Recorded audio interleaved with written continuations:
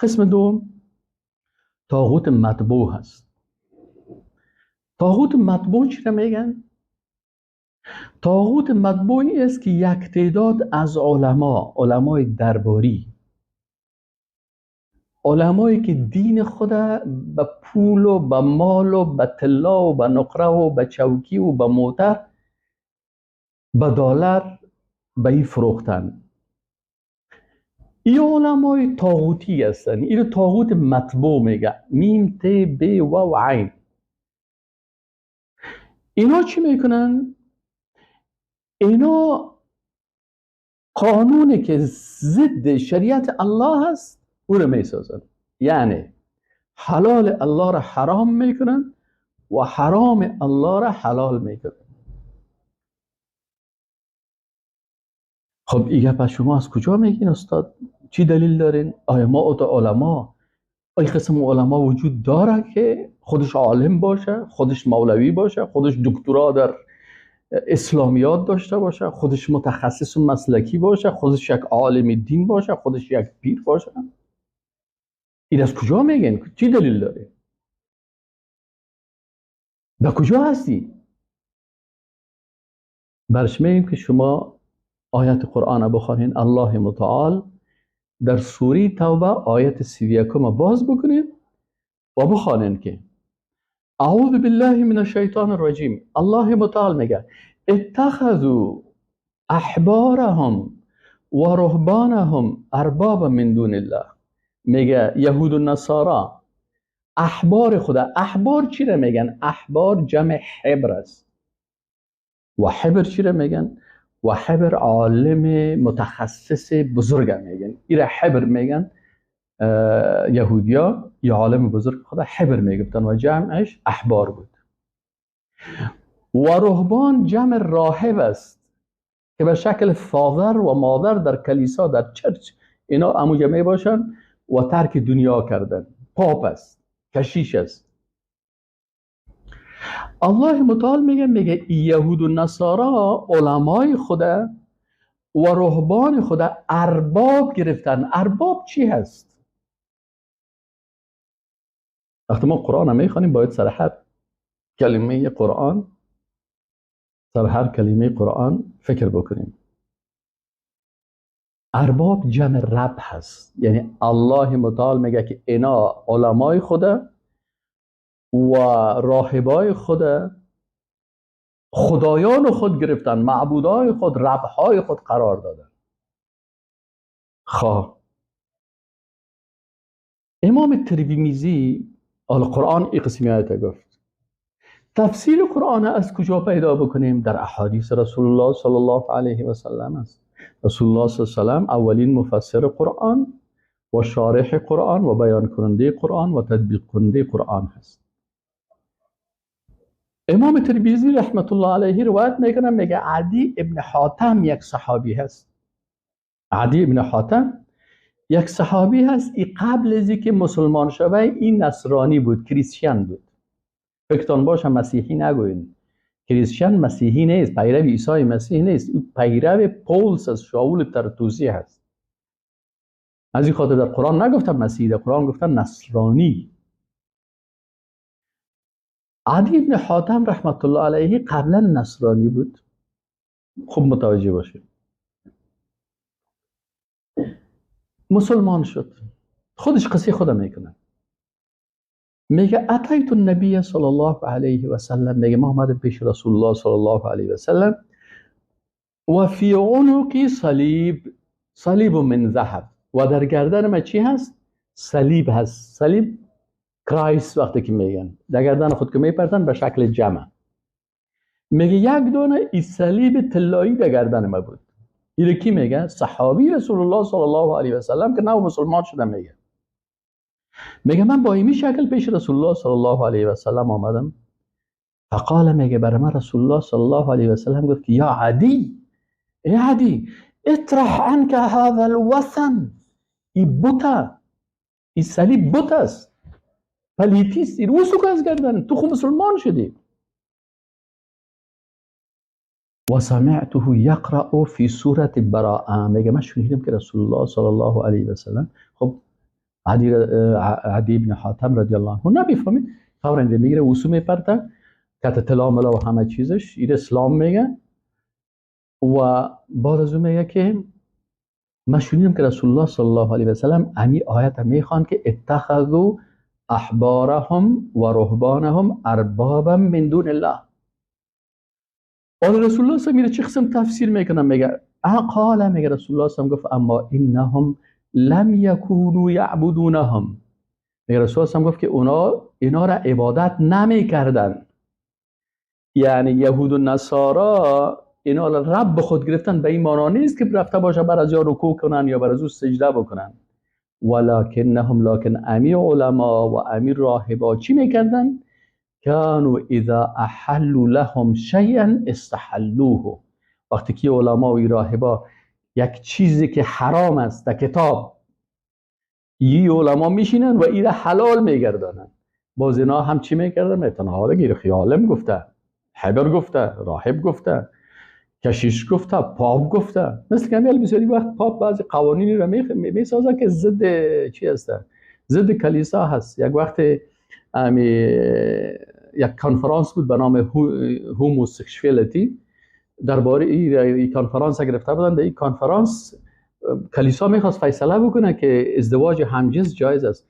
باز از امریکایی و اروپایی کرده، افریقایی خوب در نماینده افریقا خیستن و گفتن که ما این قبول نداریم و این غلط است و نادرست است، در کتاب ما ازدواج با جنس مخالف است. تا حالا هم تحریف از اونا حلال حرام میکنن، حرام حلال میکنن. رسول الله صلی الله علیه و سلم میگه وقت شما یک عالم معبودتان قرار میتین که حلال چی بکنه؟ حرام بکنه و شما او رو بپذیرید، و حرام حلال بکنه و باز شما او رو بپذیرید. مثل که امروز بسیاری از علمای پیدا شدن به نام عالم، موسیقی رو میگن حلال است، دموکراسی رو میگن حلال است، سکولاریسم میگه جایز است، در انتخابات کفری اشتراک کردن میگه جایز است، پیروی از طاغوت میگه جایز است. کل از اینا رو میگن حرام حلال ساخته میره و مردم هم از امونا را خوش دارن و از اون پیروی میکنن. الله متعال بر از اونا وقتی که یهودیا امی قسم علمایشان میکرد، چرا برای ما گفتن میگه شما این کارا نکنین؟ اونا چرا کافر شدن؟ میگه اتخذوا احبارهم و رهبانهم اربابا من دون الله. اینا که احبار و رهبان علمای خودن، علمای درباری پول پرست خود گرفتن، معبود خود قرار دادن، رب خود ساختن. الله میگه و پیرای خود رب خود قرار دادن. پیر است، فادر است، مادر است، کشیش است، پاپ است، تارک دنیا هست، این رهبان میگفتن. اینا ایره گرفتن، معبود خود ساختن. رسول الله صلی الله علیه و سلم میگه که اینا را چرا الله گفته که چی حکمت است که الله متعال گفته که ایره رب خود گرفتن؟ میگه به خاطر که وقتی چیزی که حلال بود، اذا احلوا لهم شیئا استحلوا، وقتی که امی احبار و رهبان یک حرام برشان حلال میگفت، اینا هم میگفتن حلال است. برادر در کتاب تو میگن، کتاب بارش چی میگن؟ من پشتینم یا عالم میرم، یه عالم غلط میگه، یه عالم غلط کرده. گپ عالم به قرآن پیش بود. اگر مطابق قرآن بود قبول بکن، اگر مخالفش بود قبول نکن. اگر مطابق احادیث رسول الله صلی الله علیه و قبول بکن. اگر نه پیش ما اینم گپ عالم قبول است. هنا الله متعال میگه و رسول الله میگه و اذا حرموا علیهم شیئا حرموه. میگه باز اگر یک چیزی را چی میکردن برشان، میگفت که همین علمایشان یک حلال الله را برشان حرام میکرد، باز اینا هم رو چی میکردن؟ میگفتن این عالم گفته حرام. پس اینا اینا چی کردن؟ اینا از همین علما، از اینمی راهبا پیروی میکردن. این چی شد؟ اینمی هست طاغوت مطبوع، یعنی عالمی که قانون میسازه ضد شریعت الله، عالمی که حلال الله را حرام میگه و حرام الله را حلال میسازه، این طاغوت مطبوع گفته میشد. میم ت ب و عین. او کسی دیگه که میگه بین مرا عبادت کنین، او رو طاغوت معبود میگفتن. طاغوت معبود، طاغوت مطبوع. و این دیگه آیت قرآن ما و شما ایره خواندیم.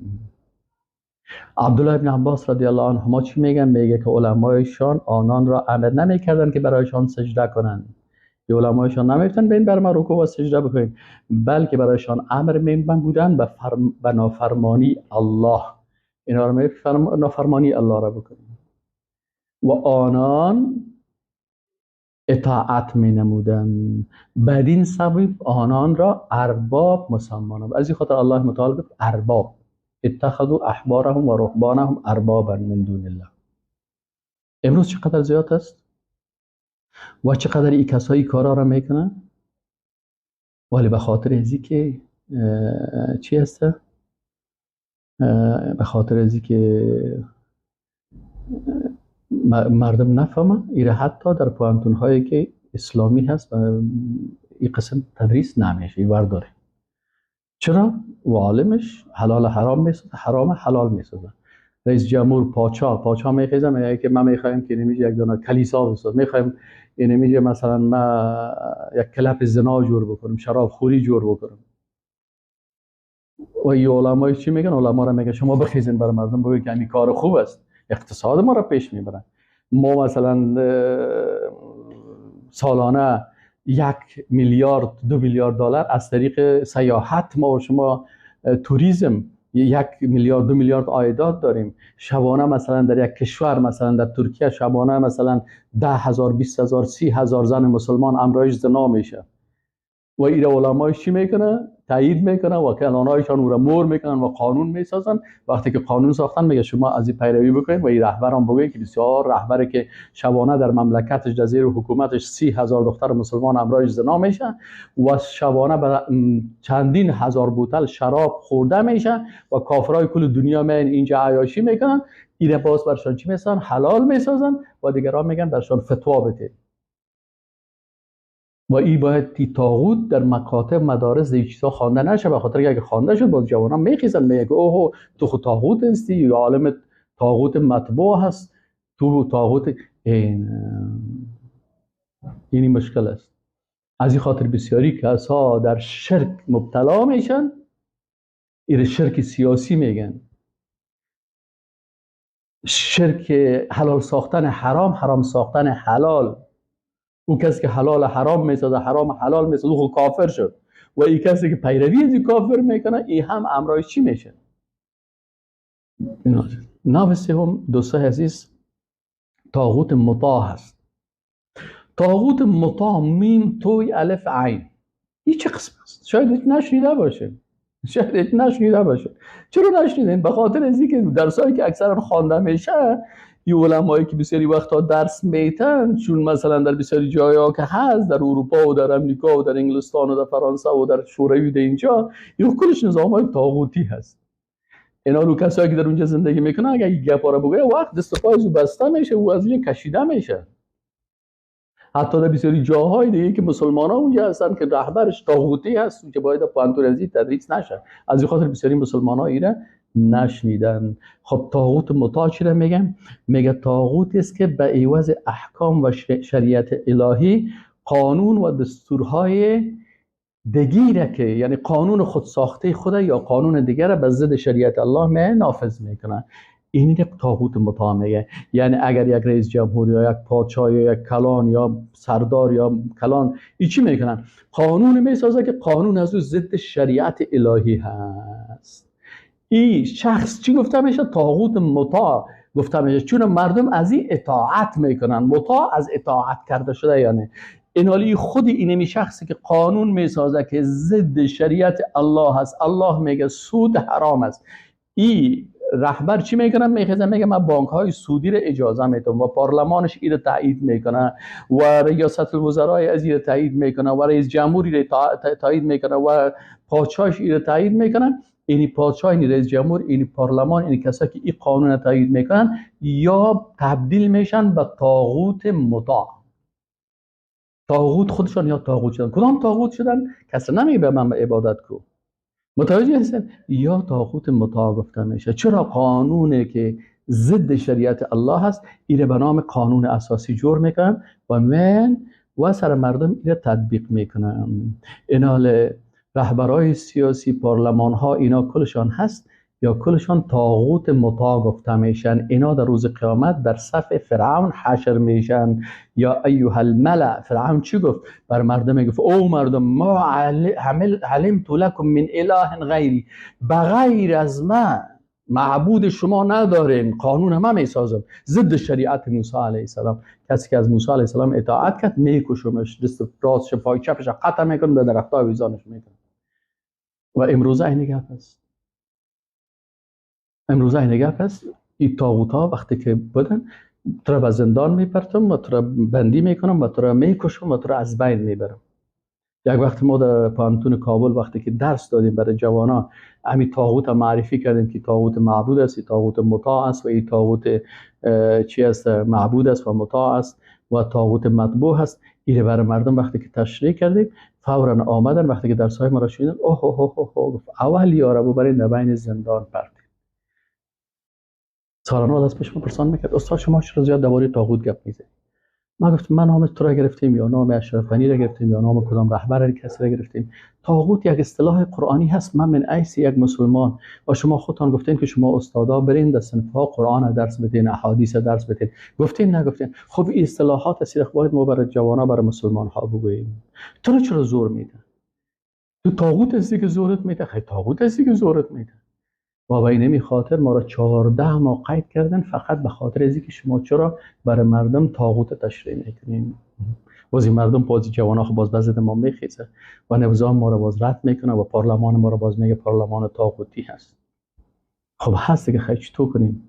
شریعت الله را، حکم الله را، قرآن و سنت تطبیق بکنیم.